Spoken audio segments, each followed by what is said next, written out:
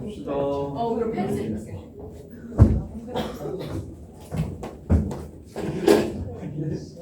뭐하는 스키스 발사하자.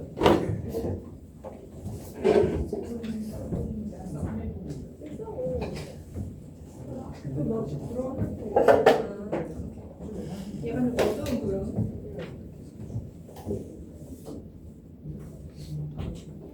자, 이게 변화율이라는 건데 지금 위치 속도, 가속도 얘기만 얘는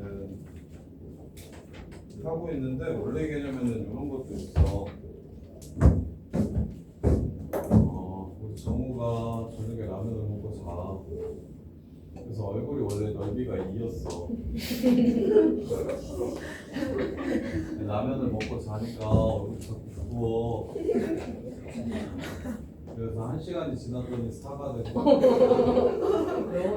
2시간이 지났더니 막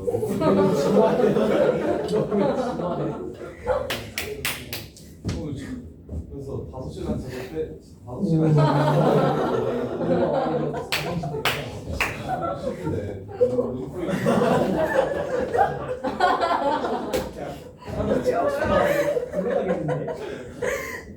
한 시간이 지났을 때 2가 되고 아니 원래는 2가 2였어요.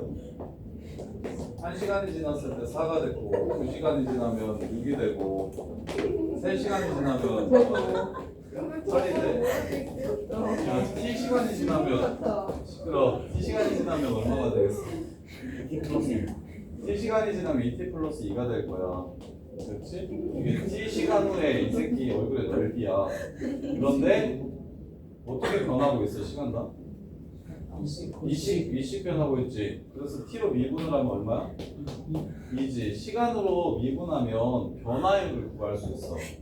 길이나 넓이나 부피의 변화율을 시간으로 미분하면 변화율을 구할 수가 있어. 변화율. 그게 길이, 넓이, 부피의 변화율이야. 야! 변화율이 중요한 건데 널 얼굴만 지금 깨끗해 정신 나가지고 길이의 변화율, 넓이의 변화율, 부피의 변화율은 시간으로 미분하시면 그냥 끝나는 거라고. 그러면 위치의 변화율이 속도야.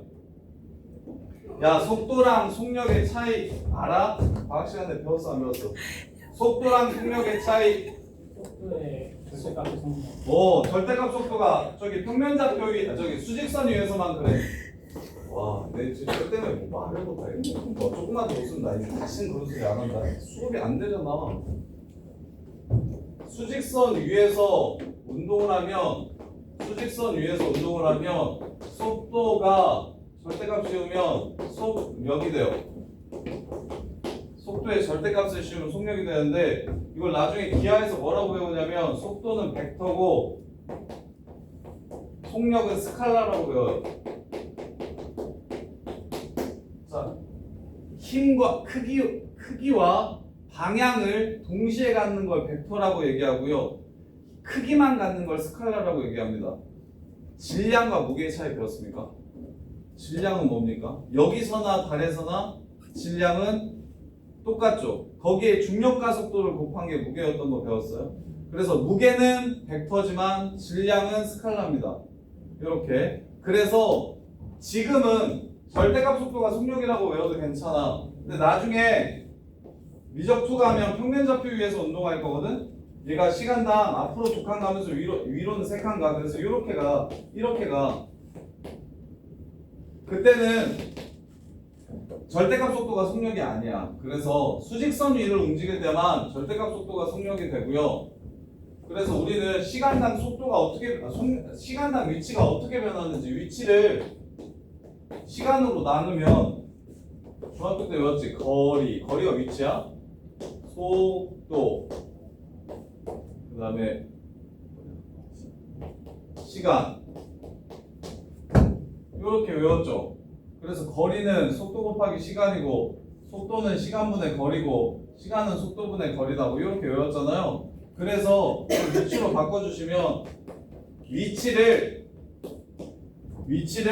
시간으로 나눠주시면 위치를 시간으로 나눠주시면 그게 바로 무엇이 된다? 속도가 됩니다. 속도. 그래서 시간으로 아주 잘게 나누는 걸 미분한다고 얘기하니까 위치를 미분하시면 속도가 나오고요.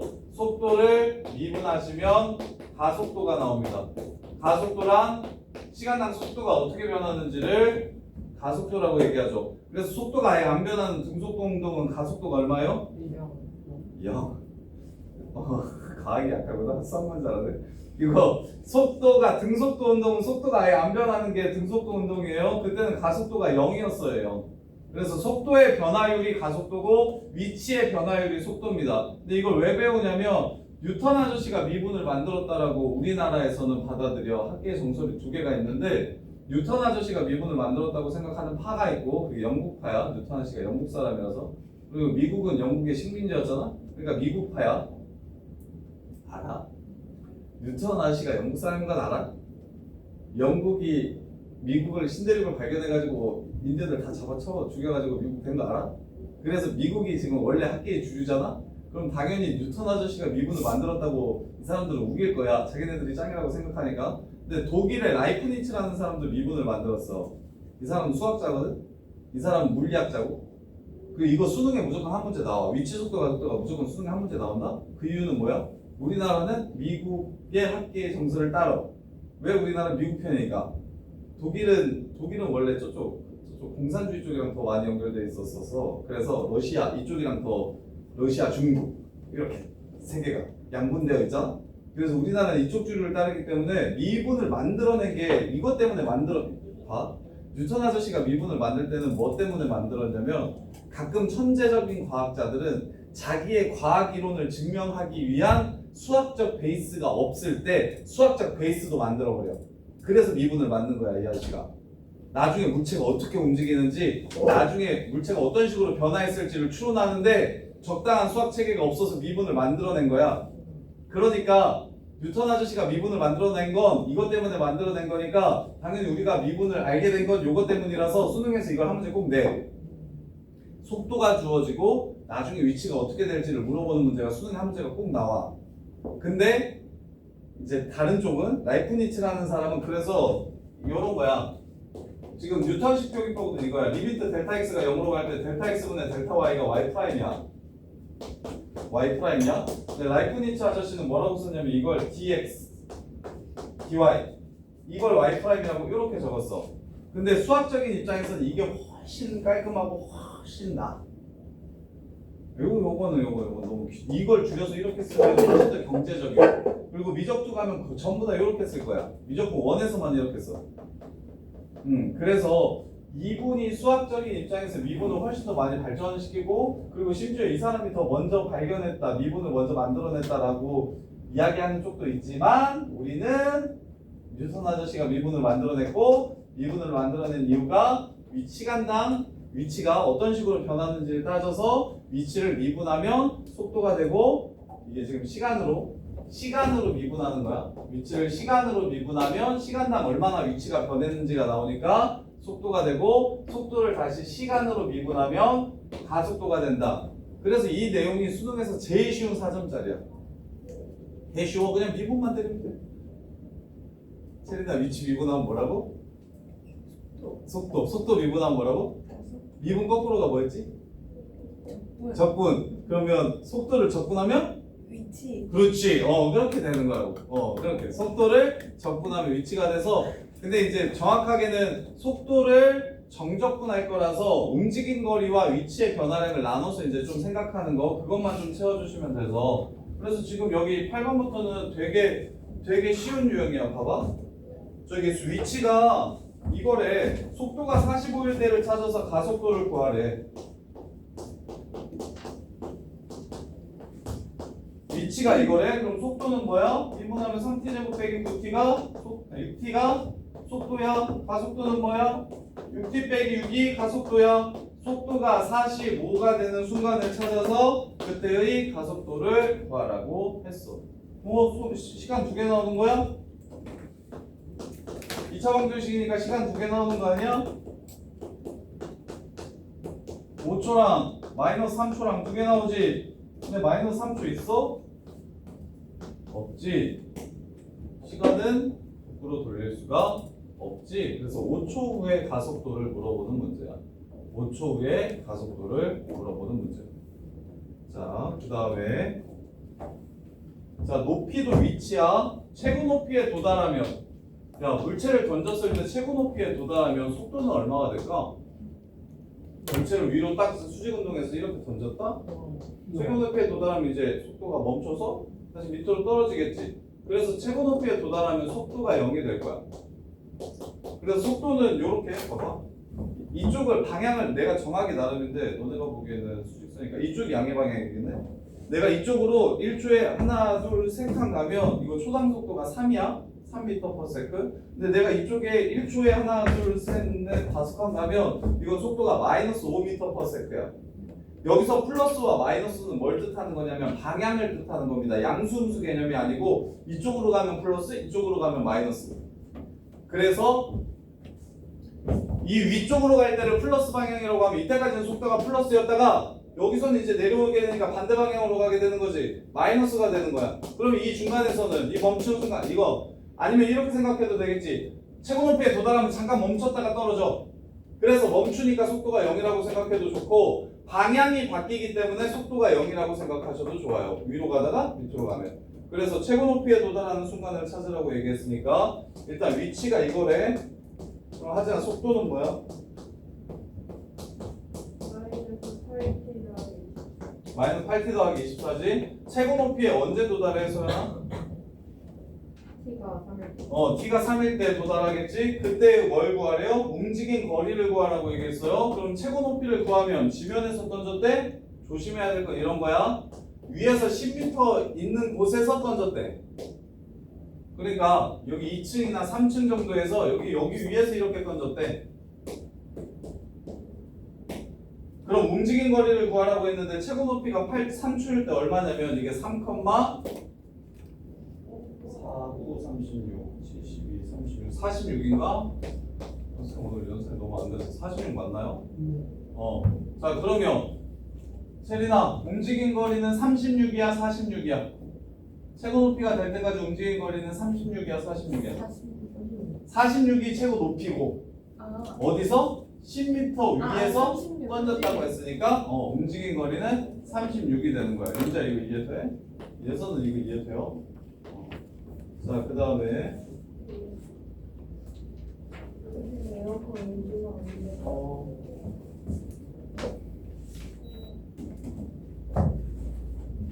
자, 그 다음에 10번 보시면 자, 최대 속력 속도 아니고 속력.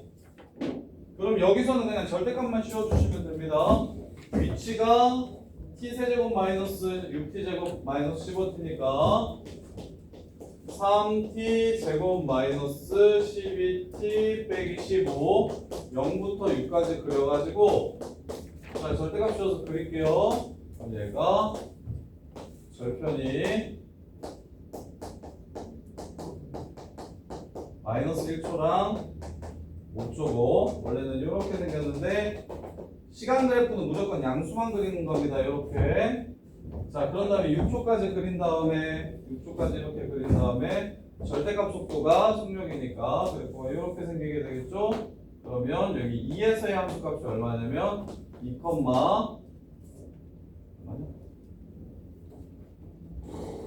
속도 이거 여기다가 2 집어넣으면 4 빼기 8 마이너스 4 마이너스 9 마이너스 27.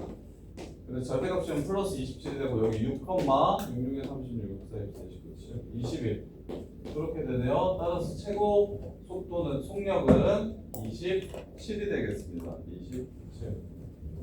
이게 바로 절대값 VT 그래프 속력 그래프. 절대값 VT 그래프 속력 그래프.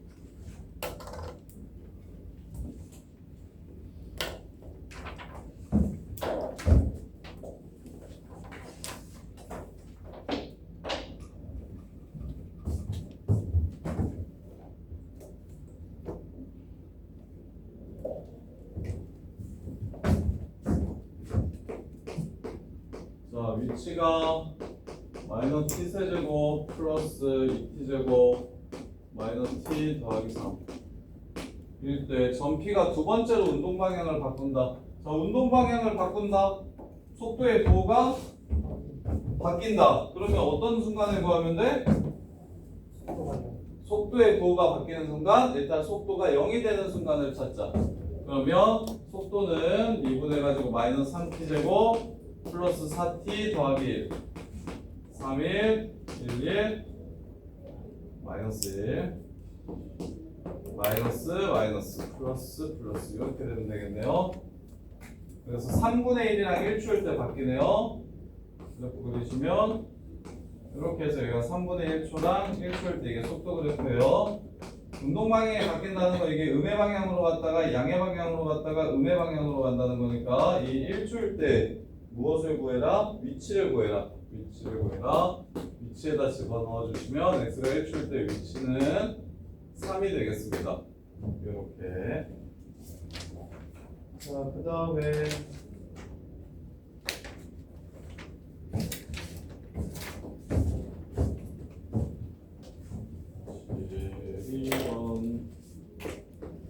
자, 속도 그래프를 줄 테니까 보기에서 옳은 것만 있는 대로 고르래요.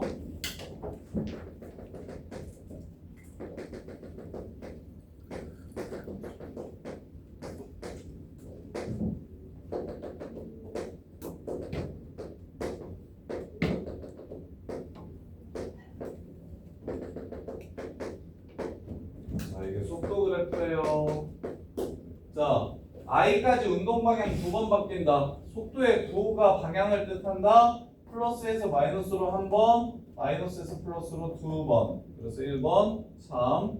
니은 C에서의 가속도를 찾아라. 속도를 뭐 해야 가속도가 된다? 미분. 그럼 C에서 미분했을 때 나오는 값은 어떻게 구한다? C에서의 접선의 기울기. 이 보라색 기울기가 양수냐 음수냐? 음수니까 가속도는 음수라는 게 참이 되겠다. 자, B에서의 가속도 구해라. B에서의 접선의 기울기는 얼마야? 0이지. 그래서 가속도는 0이 되고요. 그 다음에 자, T가 D일 때 원점으로부터 가장 멀리 위치한다라고 얘기했고, 그 다음에 T가 H일 때 원점으로부터 가장 가깝게 위치한다고 얘기했는데 윗넓이랑 아랫넓이랑 같다라는 게 있나요? 없죠?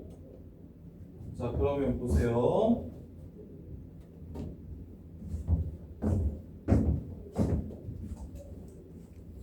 자, 지금 얘 어떻게 운동하는지 보여줄게.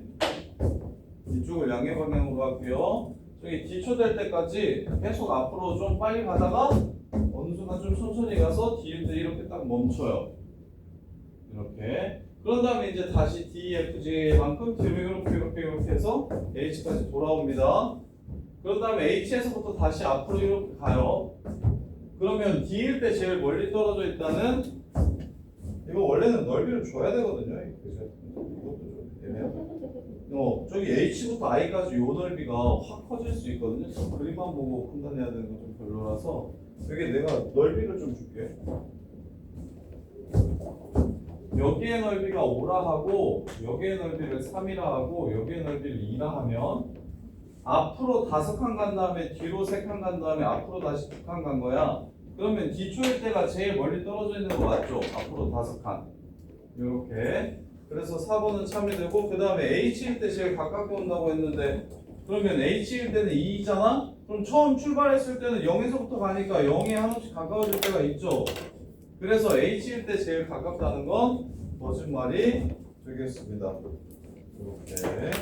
마지막 하고 쌤이 딱 5문제만 줘볼 테니까 제일 잘 푼 사람 상만 주고 제시는 없는 걸로. 어때? 상만 있는 시험은 괜찮지 않아? 얼마예요? 좋아요. 5,000원. 오. 인사 투명한데요? 2명?